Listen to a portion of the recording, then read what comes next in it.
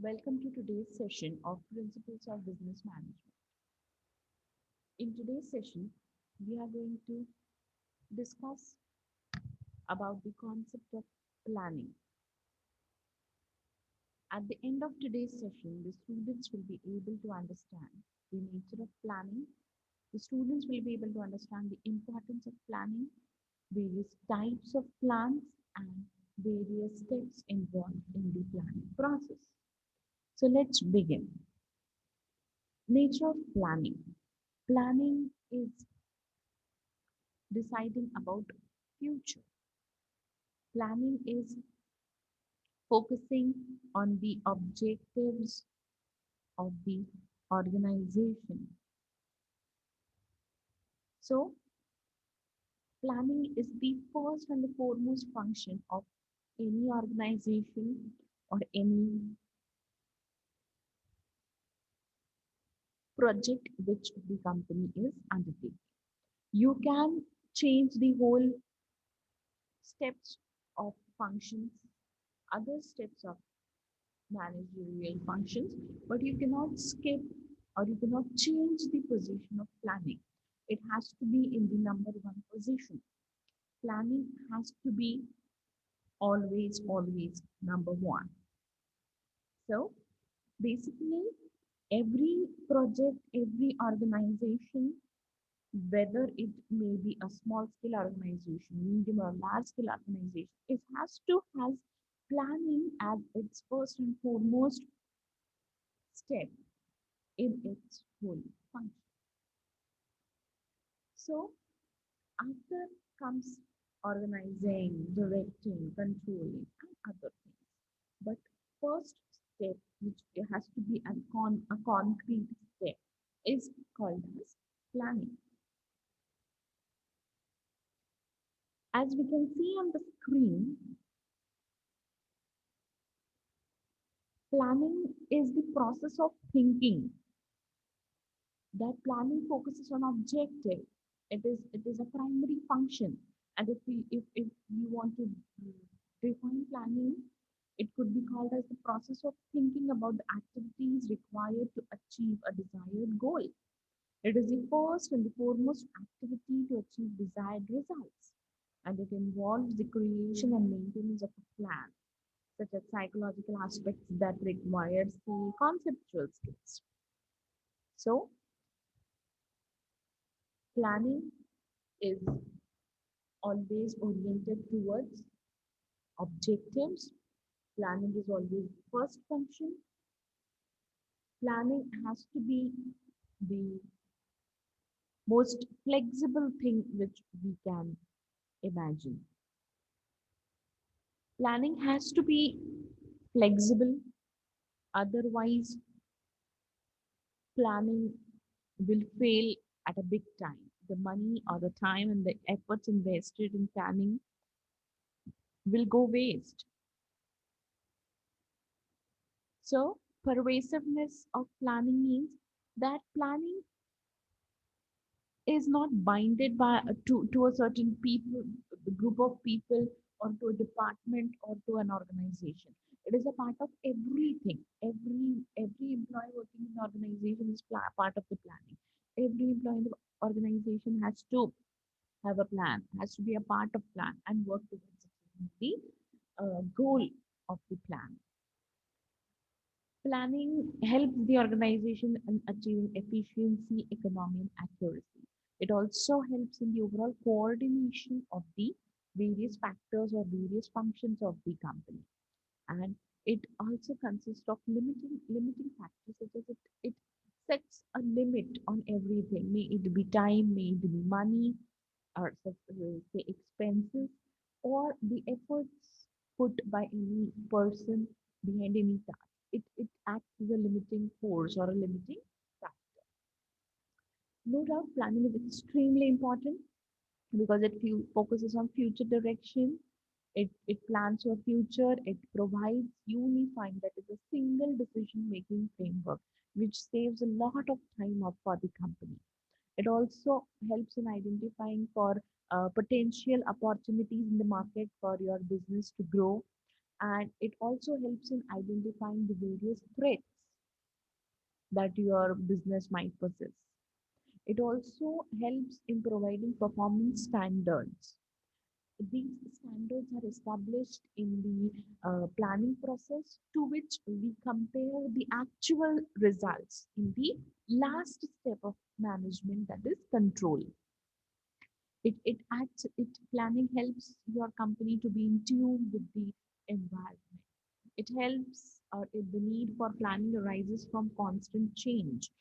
Change is inevitable. If you are not changing, you are not growing. So planning helps your company to be in sync with the updated technology, updated uh, changes which are happening into the society or in the business or the environment. These are the various types of plans which we can see. There are three categories of plans. Number one is the organizational level.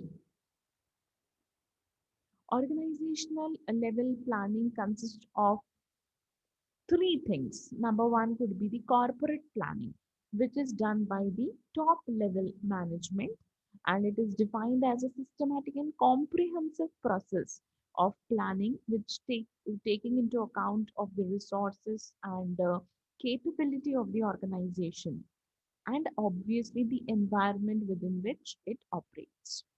Next comes divisional planning. Divisional planning is carried out by the middle level of management. It relates to, say, a particular department or such as, for example, marketing or accounts or HR, sales, etc. It sets objectives, policies for a particular department. Last is functional or lower level management. This is carried out by the superintendents or say the supervisors for daily wages worker or foremen or clerks and peons. Next category is focus of planning based upon the focus. It could be strategic, such as deciding objectives of the organization or the manner in which the resources are to be deployed. Then comes the operation. It is concerned with the efficient use of resources which are already allocated, whether the resources are going waste or not, with the development of control mechanism to ensure efficient operation so that organizational objectives are achieved. Last comes the tactical planning. It is made for short-term goals or short-term duration, which are necessary for smooth functioning of these say, strategic plans.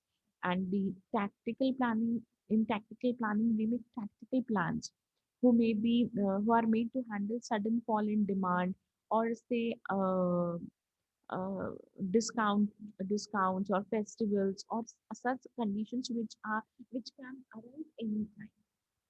Next is depending on the time duration. First is long range planning, such as establishing long term objectives of the organization, say for 20 years or more. Then comes medium range planning, that is for say 5 years or less.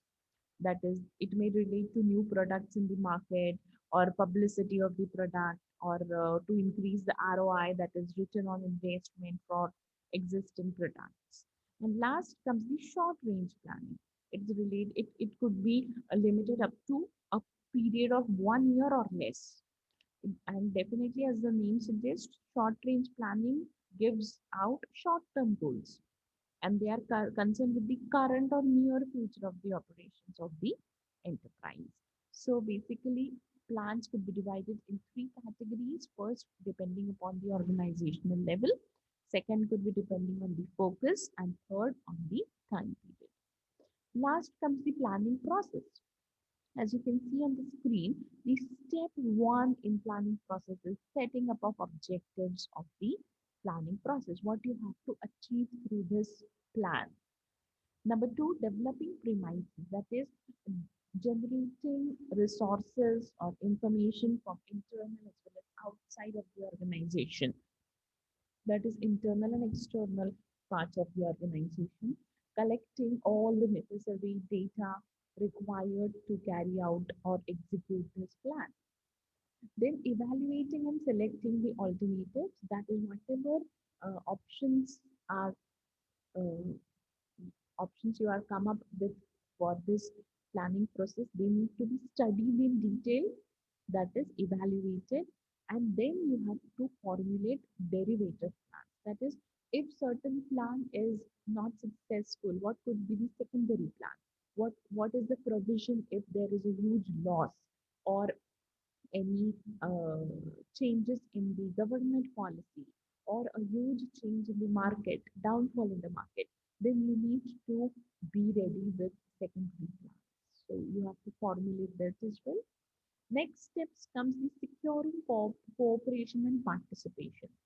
If I prepare a beautiful plan, but my employees are not ready to execute the plan, then my plan is a big failure. My plan should be accepted by the employees. They should cooperate me in executing the plan, and then only I will get the success of the planning process. Next comes the review and follow up. Whatever thing you have done till date in the planning process needs to be reviewed, whether we are going in the correct direction or not, whether we are moving forward or not.